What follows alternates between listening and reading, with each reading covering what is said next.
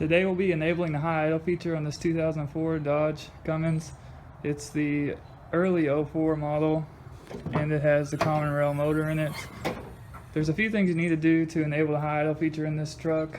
One of the two being getting a repair terminal kit and grounding the number 22 pin on the ECU. Part number is 3164263. I have a few parts here you might need. I have a 10mm socket just for the ground bolt, the ECM repair kit, a 4mm Allen wrench, some needle nose pliers, and a light would help. The 9/16 wrench is for the battery terminals because of course you'll want to unhook those.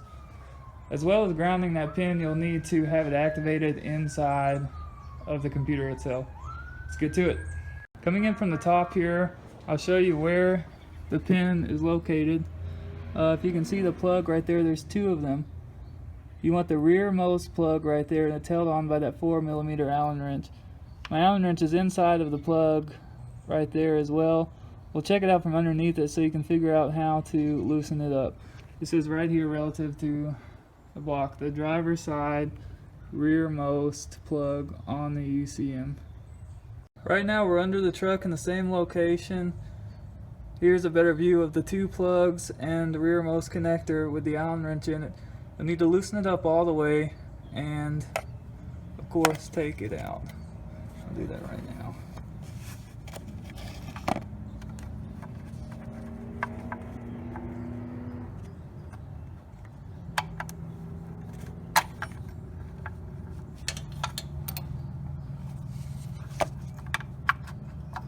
And there's the plug taken out of the ECM. Here we are at the top view again. I'm going to try and show you the pin you need to pull. Relative to the top, you'll need to go from the top left. You'll see the two plug stops right there. The third row down and the second one over. You can kind of see the plug in there, the third row down, second one over, in between those wires. We'll need to remove that and insert the repair terminal kit and ground out that wire. Here's a better view of the terminal you'll be replacing. You'll see it's the third row down, right where my thumb is on that wire, and the second one over. You'll see the pin that's plugged off, diagonal and up, right there where my thumb is right in front of. That's the one you need to take out and replace and ground. Here you'll see the pin I've taken out, just the plug, the plastic plug. You can kind of see where I took it out of. You'll see the empty hole right there where we're going to ground that pin on that plug.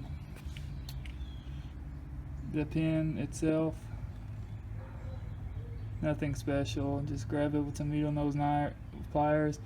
Be careful, you don't want to damage any of those wires, obviously. Here I've started the ground for the wire, for the jumper wire itself. You'll find it's easier to actually get that plug out if you undo the bracket that's holding the wire harness right there onto the block. Just that 10mm socket I was talking about, you can just pull it off. I'll try and get you a picture of what the actual bracket looks like. But once you get down here and you check it out, it's actually right above the plug. I'll try and get in there with it and see what I can do.